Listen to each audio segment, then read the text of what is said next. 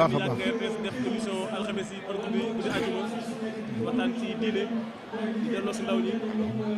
nan nga gisee projet bi nga xam ne présenté nga ko tey ngir tabaxal ko RTS muy bâtiment bu sax. jërëjëf gannaaw bu ñu nuyoo ñëpp siyaare ñëpp sant ñëpp di ndokkeel ñëpp liggéey bii ñu ñëw tey teew fi da di nun yàlla dafa jël teraanga jox nu ko jaarale ko fii ci kër gi bépp barab boo xëy nag sa teraanga nga fa lu fa xew loo xam ni day tax jàmm am boo ca teewul am na lu muy niru loolu moo tax nu bàyyi suñu yitte yëpp ngir teew fi lii nag dañuy fàttaliku Seydina Omar ibnul Xataab radiyallahu anhu dafa am benn bis muy jëmbat benn tàndarma xam nga tàndarma day yéex a màgg mais am benn nit bu ñëw ni ko man day si Omar fonkan naa la lool waaye nag yaa ngi may bëgg maa ngi lay bëgg daal ñàkkal fayda mu ne ko lu tax mu ne ko yow am nga 60 ans te yéen jullit ñi seen 60 ans li ciy topp du bari te wóor na la ni garab gii buy meññ ak a ñor du la fi fekk nga ñëw di defar loo xam ne yow du la fi fekk Seydina Omar ni tekk bi yàgg mu ne ko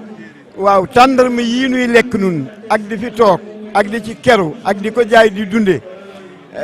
ana ñan ñoo ko fi defan mu ne ko sunuy maam moo ko fi defan mu ne ko waaw lu tee nun kon nu jëmbat ay tàndarma ngir sunuy sët kooku dañuy tekk ba yàgg mu man de foogan naa yi da ngaa dof mais man maa dof kon nag barab bu tol nii bu ko Racine Talla di tabaxlu ci ndigalul ak ci njiiteful président de la république xam nga ni ñoom kon tabaxuñ ko ngir seen bopp ngir dañ koy tabax ngir keneen liggéey bépp nag bi gën mooy bi nga def ngir ñeneen waaye du sa bopp kon nag dañ leen ci gërëm di leen ci sant nii nu ko taxee muy teg première pierre bi yàlla nañ ko tegee noonu ñu di ko inauguré waat mu ànd ak jàmm réew mi yàlla dolli fi jàmm dolli fi xiiwal dolli fi teraanga yàlla na ko yàlla def ñu ngi leen di gërëm bu baax a baax a baax di leen sant di leen ñaanal xale yi ñu di leen gën a ñaan waaw ndaw ñi dafa am lu Cheikh Ahmadou Bamba wax dafa wax ni yaa ayyuha sigaaru la tastaxilu an il huda wa bil ulumi istaxilu yéen xale yi maa ngi leen di dénk na ngeen jëkk a wute yaru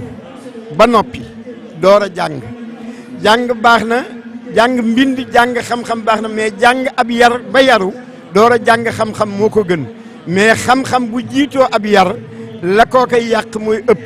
kon mu ni na ngeen góorgóorlu ba ñu yar leen ngeen nangoo yaru bu ko defee ngeen jàng ba am xam-xam luy defar ngeen di ko xam luy yàq ngeen di ko xam daw jëm ci luy defar tey moytu luy yàq kilifa itam ñu ni ko al oustaz Idrissa waxee léegi yàlla nee na na ngeen yéen kilifa yi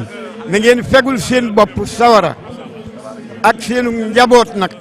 ndax nee nañu léeg-léeg nit dina dem ba ñu àtta ko léppam baax mu war a dem aljanna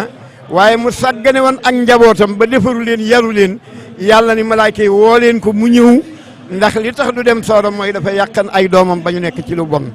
kon nag xale yi nañu gën a góorgóorlu xam ne nit daal lañ koy tagge mooy aka yaru waaye nit munta am aw tagg ci aka yaro diku kon nag góorgóorlu bu baax daal yal na nu ko yàlla bool defal kon ñu ngi leen di gërëm ñu ngi leen di sànn lii daal ni ñu ko daje nii tey ngir di dek première pierre bi yal nañ ko dajawaat ngir di ko inauguré ci kàttanu yàlla orma yonent bi sallallahu alayhi wa sallam barke Seexul Xadim yal na yàlla yàggal lépp tabarakallah kon ñu ngi leen di gërëm yéen itam ndax jottali xabaar yonent bi dernier aj bi mujj aj daf ni yéen ñi teewe aj ji fal yuballigh as-saahidu al-ghaiba ki fekke aj ji lii may digle ci ko ñi ko fekke nañ ko jottali ña ko fekkewul woon